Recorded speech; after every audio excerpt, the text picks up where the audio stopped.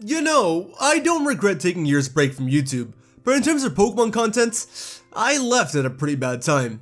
I missed out on all the pre and post Sword and Shield hype, so I didn't get an opportunity to take advantage of the rising trend and all the top 10s that I could have milked from it. But thankfully, we all know that Pokemon can't go a year without making new games, or at least this time, in addition to an existing game. And after seeing the shiny Pokemon in the Crown Tundra, I definitely want to go over my list of the top 10 shinies from both the Crown Tundra and the Isle of Armor, cause I missed out on that too. But I think I can couple it in here as the DLC shiny list, cause with both DLCs together, if you include Gigantamax forms, we actually have around 20 different shiny Pokemon. And just letting you guys know, I'm not someone who actively goes out of my way to hunt for shinies or anything, but I do love seeing a good old natural shiny Pokemon appear out of nowhere. And of course, I love some of the colors used for these shiny Pokemon as well, or else why would I even be making this list? That being said though, some of these shinies are in fact shiny locked, but I can still admire their look even if they're unobtainable. So let's take a look at my 10 favorite new shinies from both the Isle of Armor and the Crown Tundra.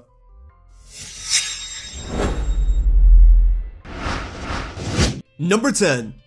You could argue saying that this Pokemon isn't a part of either the Isle of Armor or the Crown Tundra, but in my opinion, it only ever existed to be a part of the DLC. So I think it's alright to have Galarian Slowpoke at the number 10 spot. Now personally, I don't like yellow shiny Pokemon, and I don't think brown and yellow is a good combination of colors either. It's a color scheme that's largely associated with the toilet. But the yellow is so bright and cute on Galarian Slowpoke that I just want to go up to it and pinch his cheeks. Oh, look at this cute little boy, oh, it's so cute. You know, yellow is also a color that's highly associated with a certain emotion. Happiness. And though I'm usually a pretty happy guy, it's almost impossible to not feel happy when Galarian Slowpoke is on screen. Look at him, even he looks happy. Now a few of you might not like the fact that Slowpoke is here again, as it may not be considered a part of the DLC. If that's the case, then you can keep Galarian Slowking here instead, as it'd probably be at the number 11 spot anyways. Number 9. So I promise, I don't hate Spectre. I know after this in my last video, people might start to think that I have something against this Pokemon. But no, I really do like it a lot. I just like its normal colors a lot more.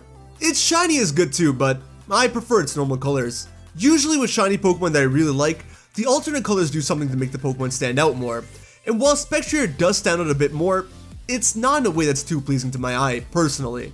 I think something more subtle and ghostly would have worked well, like a light blue or grayish white kind of color to give that creepy effect. I know most people really love this shiny, and that's perfectly fine.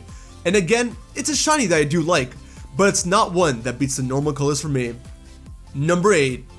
Despite it being my favorite Pokemon, I have never liked Blastoise's shinies all too much. In fact, between the whole Squirtle family, Squirtle probably has the best shiny in my opinion. Blastoise's shiny wasn't actually that bad in the Gen 2 and early Gen 3 games, where it got this whitish silver looking shiny with a green shell.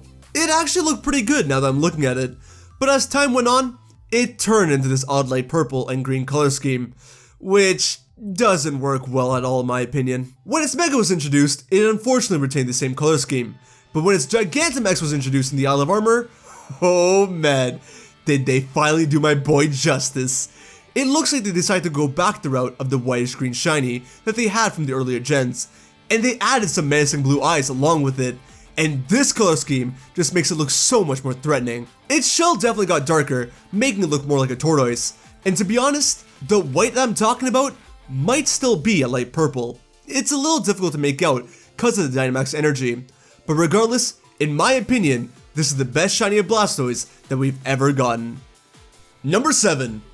I seem to have a lot of unpopular opinions these days because I'm not a fan of Cinderace at all. It's probably my least favorite among the 3 Galar starters, but I don't mind its shiny form, and I do really like its Gigantamax form. But what's even better is its shiny Gigantamax form. They did Cinderace's Gigantamax form real good, man. I much prefer it over its regular design, with its long ears and all, and I think most other people do as well. But on top of that, its shiny colors are real nice. The biggest difference, of course, changing into a light chocolate like brown kind of color, if that even makes sense. I don't know, I'm just reminded of chocolate when I see this thing. It's like a chocolate Easter bunny, and I really like chocolate, so I think you can understand the reasoning. Number 6.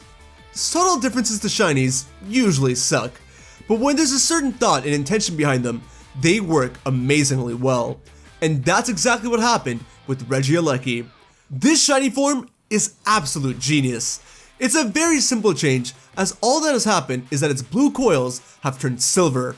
And I ain't no expert on this electrical appliance stuff, but I'm pretty sure that the silver wires are much better than the blue ones. Like I said before, the change is small, and aesthetically, it's not too crazy either. But more often than not, if you can give me a more significant meaning behind the Pokemon shiny, which also looks good, I'm probably going to be more appreciative of it than a color change that looks great, if that makes sense. And shiny Reggie Lucky is a Pokemon that falls in that category for me. Number 5. Look at my boy. Look at him. He went from brown and yellow to a peach and purple, and he still looks cute. How? How did they pull off such a weird color scheme so well? Usually when I'm shopping for clothes, I gotta ask my friends for help with color choices because I suck at mixing and matching things that are basic. So I definitely never would have thought of mixing these two colors for Slowbro. One thing that I always loved about Slowbro is that it always looks stupid, but happy, you know? Just like simply happy. And I feel like this color scheme even adds to that. But on top of that, when it's using its new cannon in battle, it actually looks like a threat.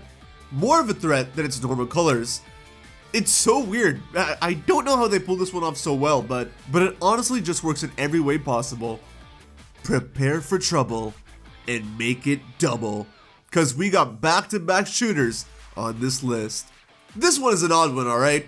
If we take a look at shiny Intelion, it doesn't look that great. But if we take a look at shiny Gigantamax Intelion, it's fantastic. What happened? It's not like Cinderace or the other starters, where the colors are largely the same across the shiny forms, but just enhanced. No, its colors have changed throughout the course of its body. White became a much more prominent color in its color scheme, covering its entire tail now, which was in this weird shade of blue prior, and the remaining blue across its body seems to have been made a lot lighter. It's almost like Game Freak realized midway through, while creating Intelion Gigantamax, that they could create a much better shiny variant with the colors they already had, if they just worked it around a little bit differently. And then they decided to change the colors to make it look cool, even if it didn't make much sense. Hey man, I haven't seen many detectives in a white suit before, so as ironic as it is, if Intelion's going incognito, it sure fits a lot. Number 3, also number 2, and even number 1. We're doing the first for any kind of top 5 or top 10 list on the channel, and that's that we're revealing the top 3 spots all at once. And that's because they belong to a trio of legendaries. And which of the legendary trios for the DLC am I referring to here? Of course, I'm talking about the Cinderace trio, baby! You gotta be kidding me! Oh my god! Triple H's expression told the entire story! Yes, sir! That subtle royalness, the ever so minute change on a shiny, which doesn't mean much, as it takes away from the shinies of the horses if you somehow manage to cheat them to get them in and fuse them together, as Cinderace decided that it was too good to let either one of the horses steal from its own glory. So it crowned itself as the only shiny Pokemon there when fused. Look, I get why they did this, but I'm still sure there must have been a way to give more sprites to Cinderace depending on whether the horses were shiny or not. Well, whatever. It's not an issue for today, as all 3 of these Pokemon are actually shiny locked, just like the Galarian birds, who are the ones to actually claim the top 3 spots on this list. Yeah, I bet you never saw that one coming. If I had to rank them in order, Moltres at number 3, Zapdos at number 2, and Articuno at number 1. No pun intended, I swear to you. Like I mentioned earlier with Reggie Lucky, if a Pokemon shiny form has more meaning behind it, I'm willing to take it more so than a shiny with a crazy color scheme. And though I am sick of the favoritism towards Kanto, and though this is a very simple and obvious color change, I absolutely love the callback. Despite the changes in the design, all 3 of the color schemes work so well. In my opinion, Galarian Moltres' design and its Cantonian colors make it look the most similar to its counterpart, while Galarian Zapdos arguably has the most natural look in these colors. Galarian Articuno, however, has the most drastic difference in design and change with these colors incorporated, but it honestly looks so amazing in the blue and white, cause it just makes it look so much better than it already did. I know these 3 shinies are either really loved or hated.